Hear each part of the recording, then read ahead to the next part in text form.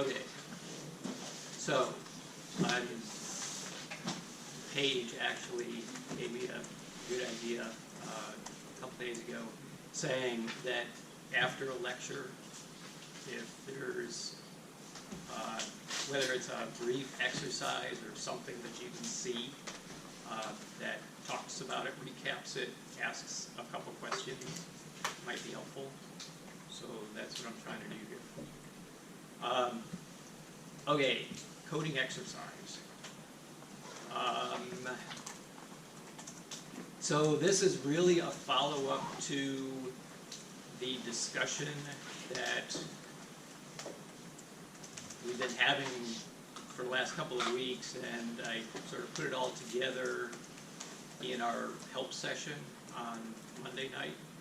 And this is sort of a summary of what we talked about.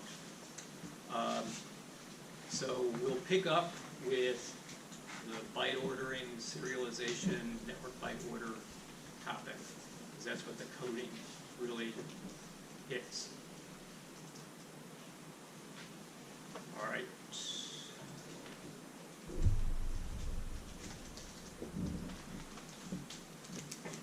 So the solution to what we're going to be doing is in JIT, in exercises.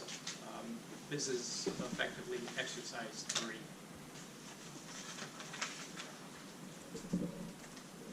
And so there's the main program is in a file,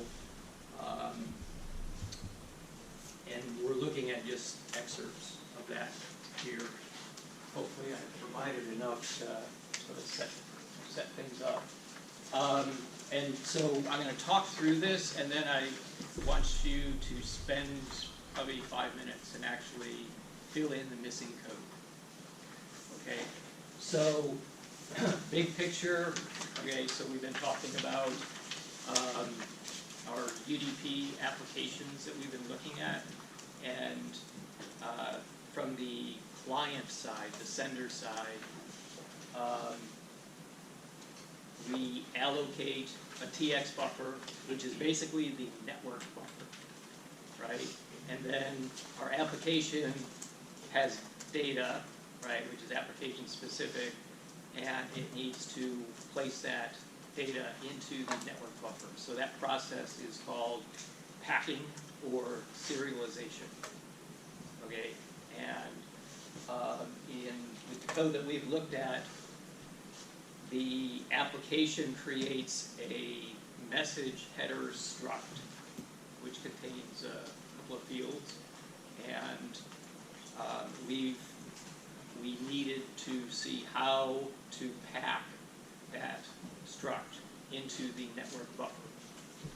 And the importance of this is the network buffer needs to be, first, it needs to be packed in a standard way, right? So TCP/IP specifies that basic data types like ints or uints, 16-bit ints, are to be ordered in big Indian order. That's network byte order, so it's big Indian order. So that comes into play. And then second, we'll talk a bit about what happens if the data is more complex than what we're looking at here in this example. But first, let's just do what is on this exercise for us. Okay, so this should be somewhat familiar, okay? Coming from the simple UDP echo program. We create, there's a struct that we've defined called message header default, and that contains the 3 fields, right? The timestamp or the sequence number, and then the 2 fields for the timestamp. We'll call that TX header, and we are defining a pointer to a struct message header default. So obviously we're going to set TX header pointer to .2 TX header. Since we know that we will need to get a timestamp, we'll go ahead and allocate the data structures needed for that. So a double that would hold the time in double format, and then a struct time spec which will hold the time as a time spec.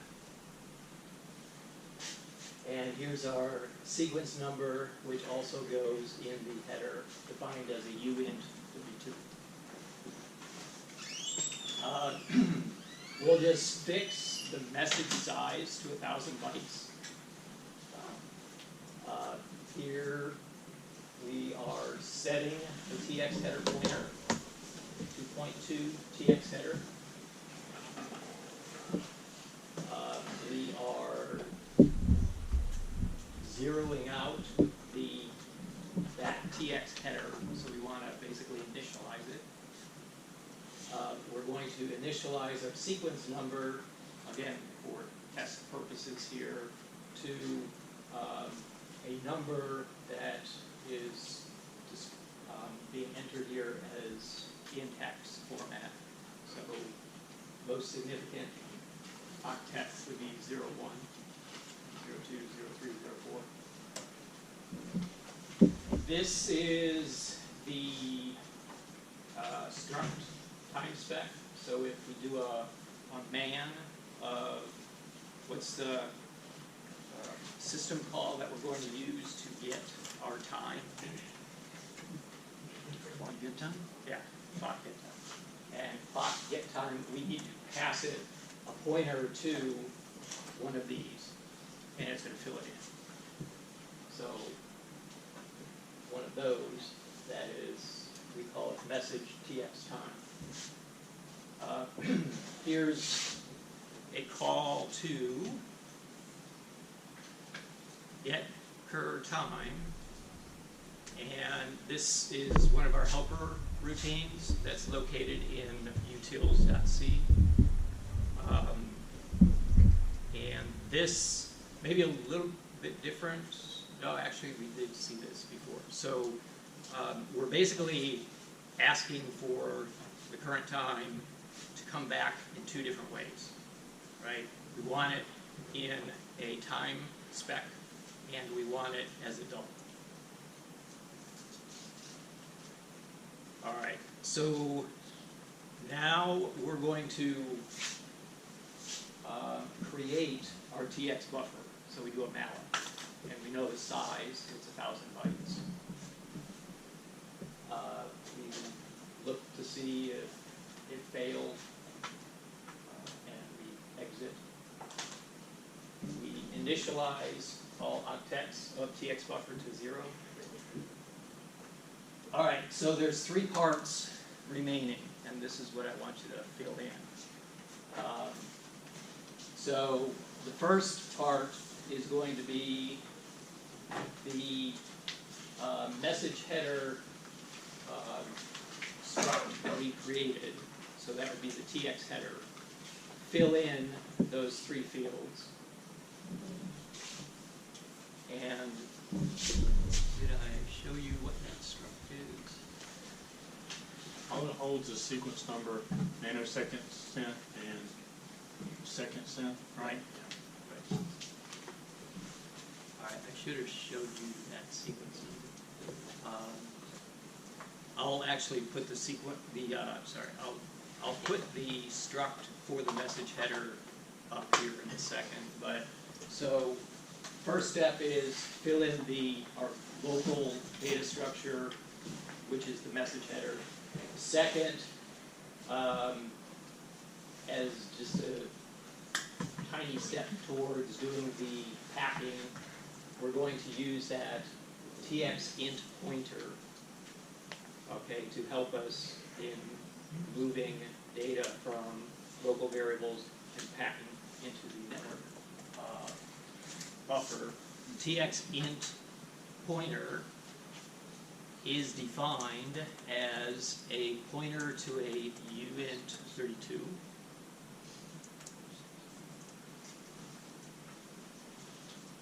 Okay, then the third step is to actually pack the network buffer. So basically, you're gonna be setting fields in the network buffer with the values of the 3 fields from the message header.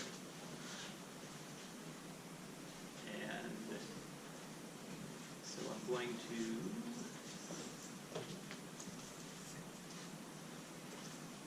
show you the message header struct.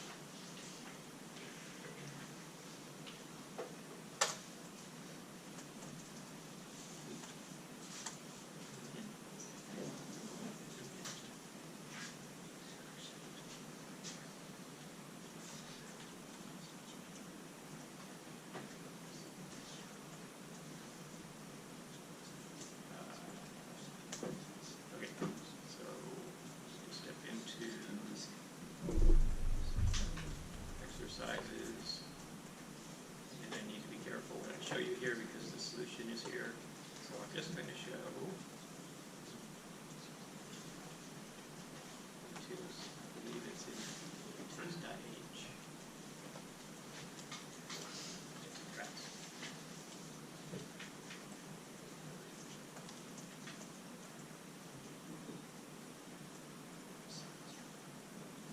Is there a way to make grep recursive through different folders? I mean, Yes. Dash capital R. oh, Yeah. And there's actually other ways to do it that are a little bit easier. And when we talk about find, we'll get back to that. Because one of the super cool uses of find is to do a grep. But you could be very specific in the files to look at this.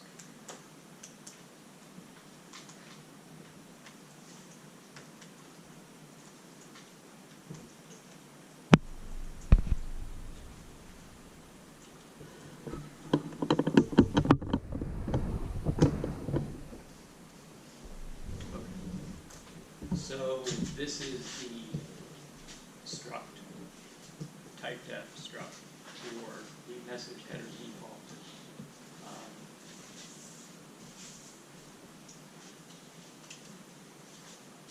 So I'll keep this up here for a few minutes.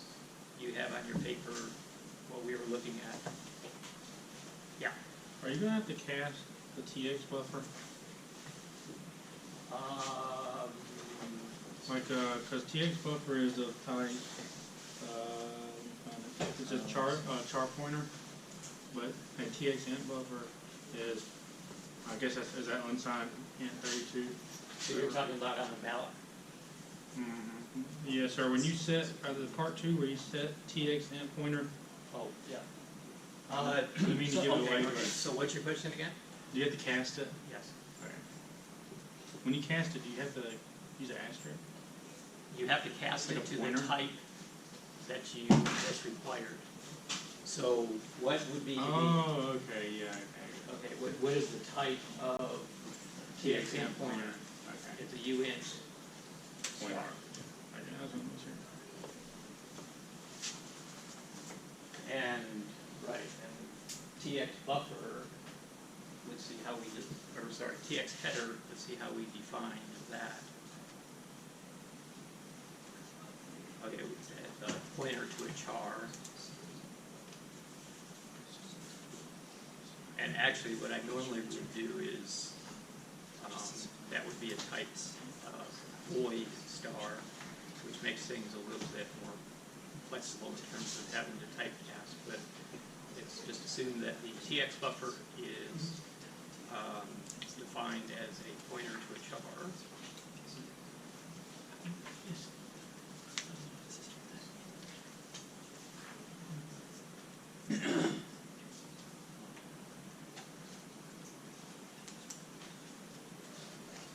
So for filling in the message header,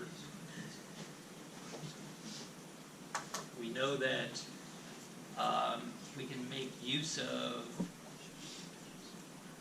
the TX header pointer, right? So that would be a pointer to the header. So, like the very first line here,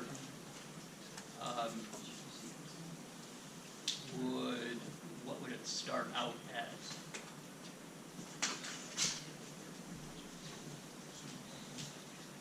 TX header dot sequence number equals the sequence number variable, and you do something similar, but accessing the time spec struct, there's a Correct. seconds in nanoseconds. Correct. Right. So it'd be roughly TX header pointer, and not a dot, but arrow, and the first field name is. That's okay, right?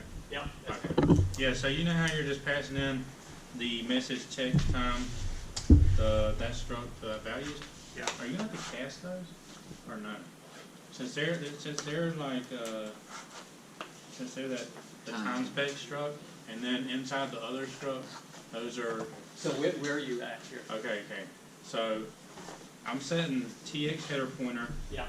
forward arrow, time sent seconds Okay. equals message text time, or TX time dot TV underscore sec. Okay, so you're in part 3. Is this not still part 1? Yeah, that was just initializing the. Yeah, I was just initializing the whole Oh, thing. okay. So you're. Yeah, same thing there, so the Okay. second part of that. Okay, I get it. So it would be, what's the name of that thing? Time sent seconds, so, Yeah, since those are type UN32, and the MS, the message TH time, is it like a struct, do you have to cast that over, or is that, you don't have to cast that over? okay, so it would be, okay, I see what you're saying. All right, so TX header pointer, is,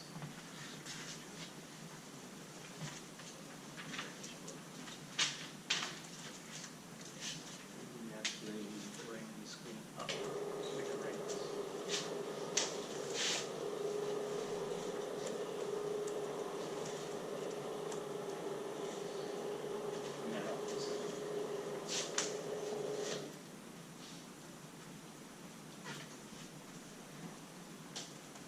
Okay. So we're going to set that second field of our message header with the, Time sent second? Yep. Right. And, right, so we know that that information is contained in, is it, that message, TX time. Okay, and so that has the 2 fields, right? So, okay, that's a good question. So, start me out, how do you think this should go? Okay, so it has to be time sent seconds. Are we understanding that? Sorry, Dan. So TX header, pointer, arrow, Time sent seconds. okay, so we're getting it from the struct, right? Yeah, so inside the TX header pointer, isn't that, Oh, I see what you're Yeah. I know, yeah, my bad. Time sent, sec, Second, yes, sir. gotcha, And so set that equal to gotcha. message TX time dot TV underscore sec, I think it is. Yeah, TV underscore sec. But do you have to typecast that to a UN32 underscore T? So Or do you right. not? So the question is, you have to type that to a UN to T. Okay, so this Wait, I bet you don't. this is a complex issue. Okay, so I'll try and answer it really simply first. The answer is you don't specifically need to do the typecast. The compiler is going to give you a warning. It's going to say, are you sure you really want to do that? Because it sees it's a mismatch. But because it's because it'll see it's a mismatch and it'll actually be able to do the typecast. So it'll be able to convert from, what is this? Time underscore T. Time, so time underscore T to a uint 32. So if you did cast it, would it mess it up or not? Okay, so, this was in the advanced stuff I was going to talk about. The time, dealing with time is a huge problem for Linux, okay? And it has to do with different systems, size, time t differently. Okay, so if we were to do a size of time t, what do you think that would show? Is it 4? Maybe? On some systems, Uh, if our VM is a 64-bit, We'll show it's like 8 or it'll something. show it as 8.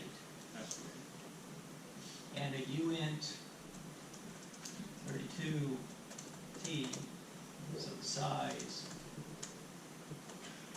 is going to be what? It'll be 4. So it's the size is returned in number of octets.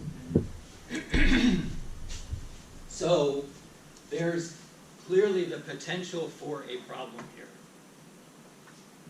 Okay, and let's also do the time sent, what is it, nanoseconds or something?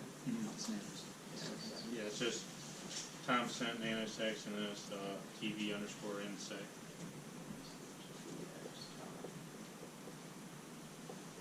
Which, that one's a long instead of a time underscore. Okay, so what do you think the size of a long is? Isn't it 8? I don't remember.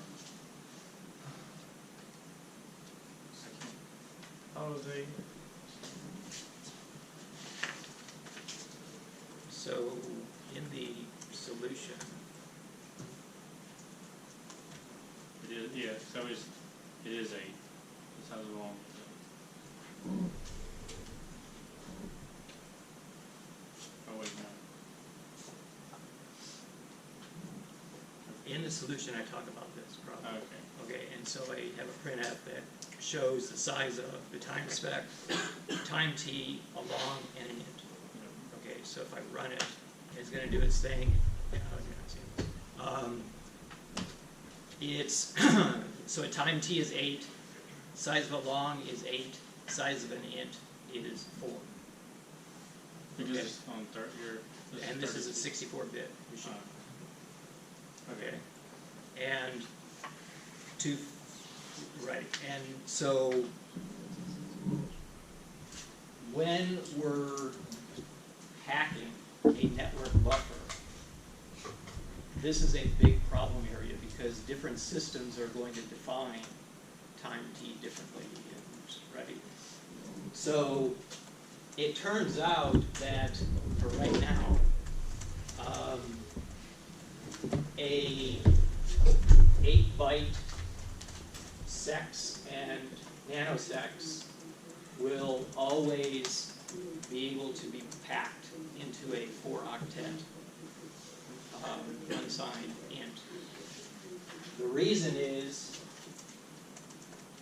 the maximum size of this field would be 1 times 10 to the 9th, so basically 1 and 9 zeros. Okay, the maximum value of a uint32 is like 4.4 billion or something. So 1 times 10 to the 9th will fit in a uint32. What happens? It actually will never hit 1 times 10 to the 9th. When we hit 999, 9999, and we need to increment by 1 nanosecond, what is going to happen to our time val, time spec? That's a full second. Yeah. So Just add the it. seconds Yeah. will increment, and this will be 0. Okay, so we're just lucky, right, that this will work. But the problem is, the time in Unix time, in seconds, it's, I don't know how many years it's coming up, like 10 years or something. What is it?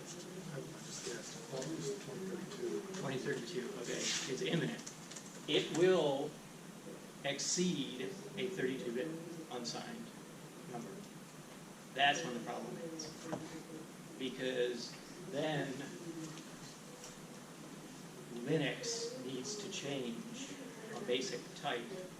Anything dealing with time has to now be 64 bits. And there's a whole effort in the Linux community working on this. And the impact, the number of files, the kernel and the system that will have to be modified is huge. So it's a big problem coming up. For our purposes, we're cool. It works. But you're absolutely right that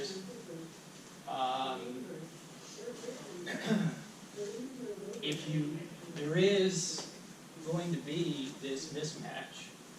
The compiler is going to see that it's okay and just give you a warning.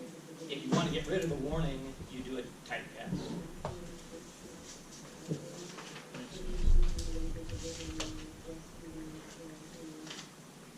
Did that make sense?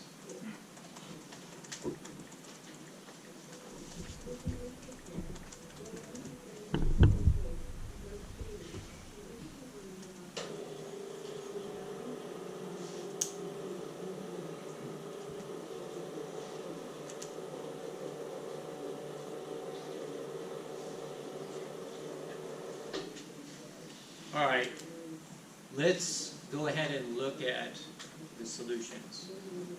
And I'm going to do this real quick because I need to move on. This is my solution, which means there could be an error, so tell me. And you can see this on your VM if you do a JIT pull.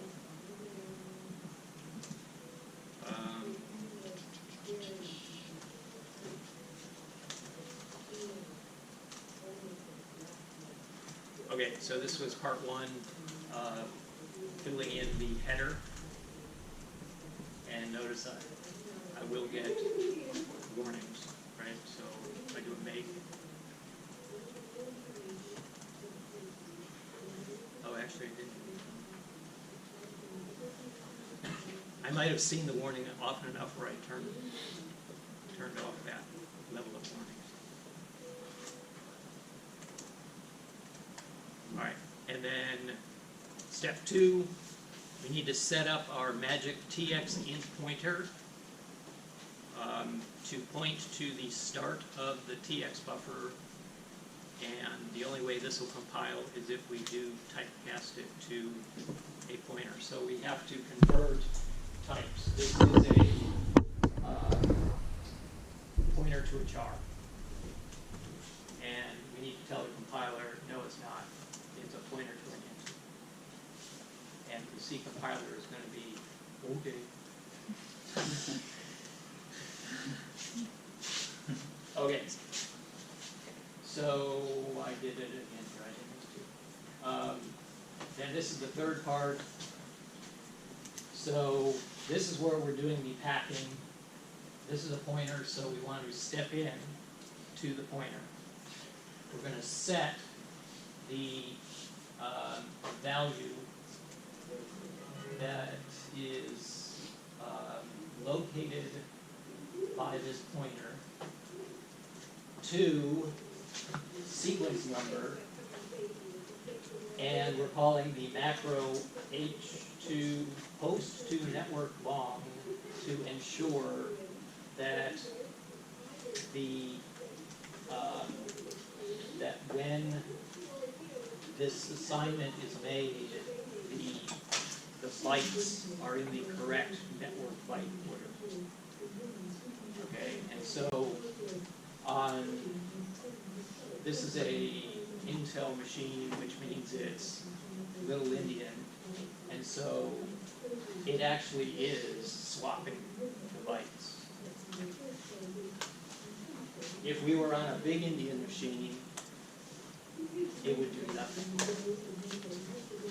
But our code, you don't want to care about that detail, so we always use the helper function, H2 network long.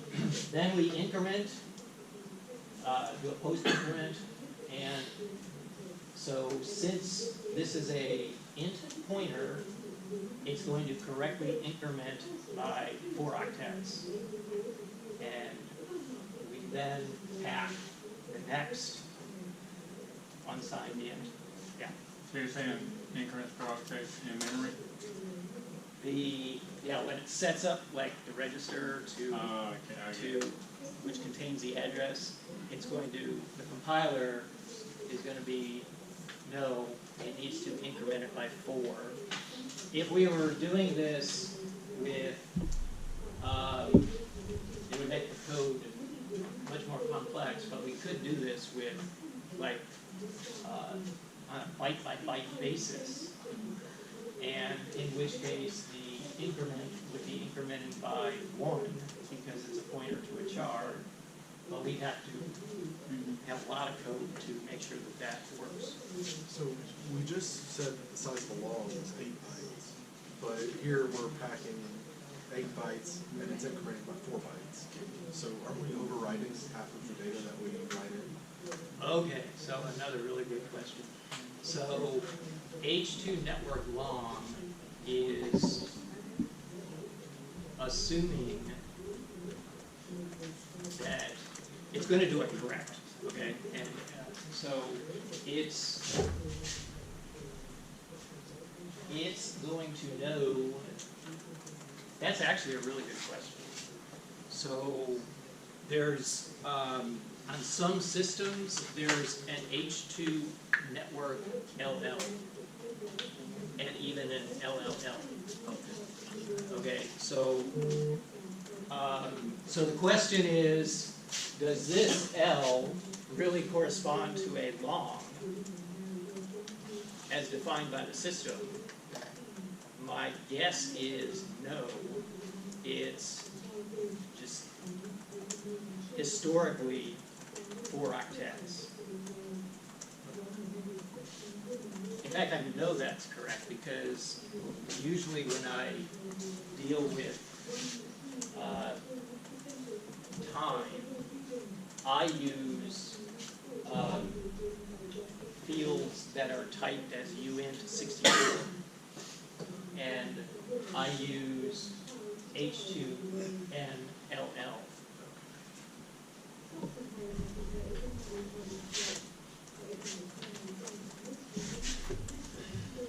Okay, so it's super important that we all understand this, because you're going to see this kind of stuff for the rest of the semester.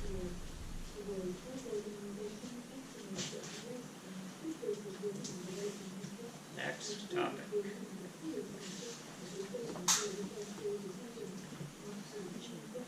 Okay, I got 10 minutes. And let's see what I have on our sheet here. So, all right, so on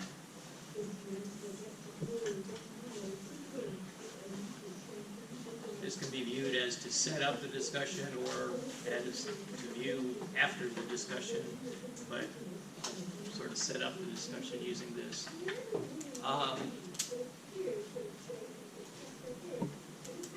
Okay, so in we've actually looked at this program called GetAdderInfo, which is something that Donahue provides in their code, and we located it in simple UDP Echo. So if you go there, you'd see it builds GetAdderInfo, which basically just calls the GetAdderInfo system call, right, which we've spent a lot of time talking about. So this GetAdderInfo is basically a front end to the domain naming system. We pass it a name, and the name can be either a domain name or a name that's in number form, right? Like, not a decimal, so like, I don't know what the IP address is. I'm just gonna make one up. 89.20.15.2. Either would work. If we enter the name as a number, we don't need DNS. Okay, and GetAdderInfo, the system call knows that, and converts that string, that number format, into an actual uint 32, because it is the real IP address. If this is a name, like www.clemson.edu, then DNS is engaged. Okay, so DNS basically consists of client code running on all of our hosts, servers that respond to queries from the client. And so these servers, anybody know the name? Huh? I just said it. Name server. I did not do that on purpose. So the DNS server that responds to queries is called a name server. Yeah. Who maintains that? Okay, we'll get to that. Okay, so I'm not going to go over that.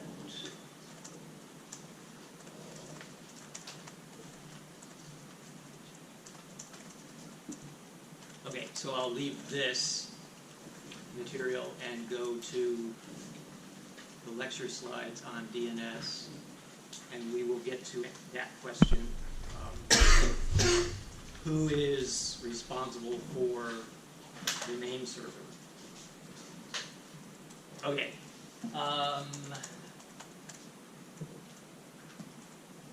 So, in the beginning, okay, back in the late 60s, early 70s, the DNS didn't exist the way it does today.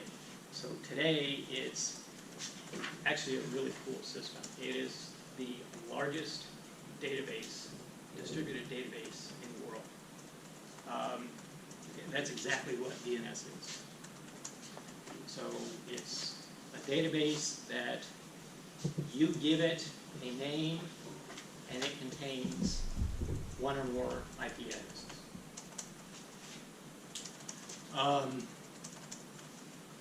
Back in the day, the DNS, that conversion system, right, from a human readable name to an IP address, was done by one server, probably located at UCLA, using a flat file.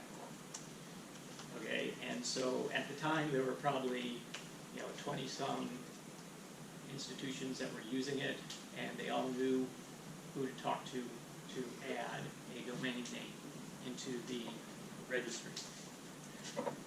Clearly that won't scale. So DNS was invented with scalability in mind.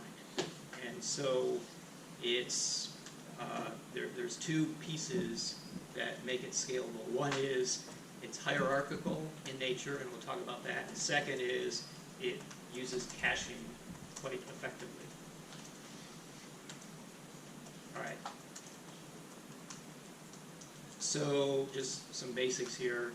A name consists of labels separated by dots, okay? I didn't know this until I looked it up. A domain name can have up to 255 labels. I've never seen one, yeah, I know, I've never seen one with anything more than 5. 255 labels, I'd rather deal with an IP address than the name. Each label can be up to 63 characters. And the hierarchy part of this is, so think of a tree. The top of the tree is the root. The next level are called top level domain name servers. So root is actually called the unnamed name server. Then there's the top level domain name servers like .com, .edu, .gov. There's like a whole bunch. So the top level corresponds to the right side of the domain name.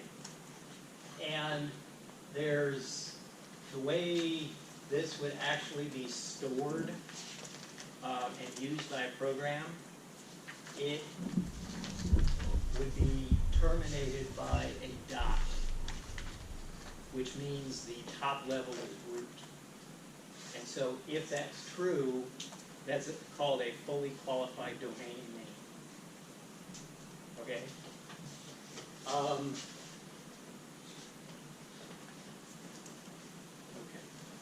I have a question. Sure. So when it says 63 alt text per label, each label is each part between the periods? Yes. Right.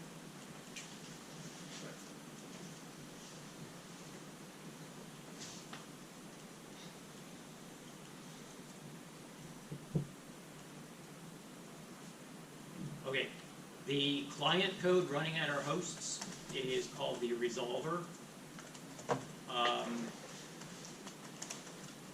So a part of a host network configuration, we know that it needs to be told its next hop router address in order for it to communicate with the network.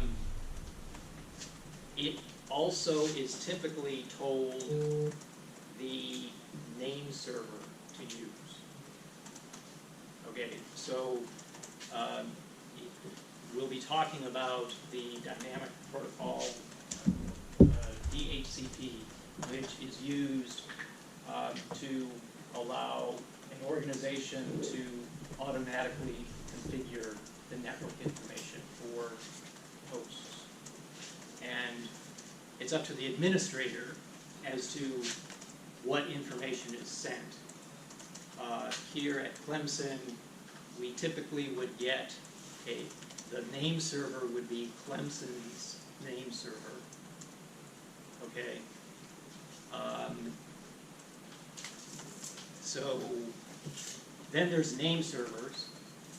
A name server is basically a TCP/IP host that is running additional software that basically allows it to do the name server stuff. Okay, so it's like bind is the name of a widely used implementation of DNS. Okay, so a name server is required to have at least the name of the root. Okay, so and when we say that our host is given the local name server, assume it means we're given the IP address of that name server. A name server would have the IP address of the root. Okay, so we'll end here.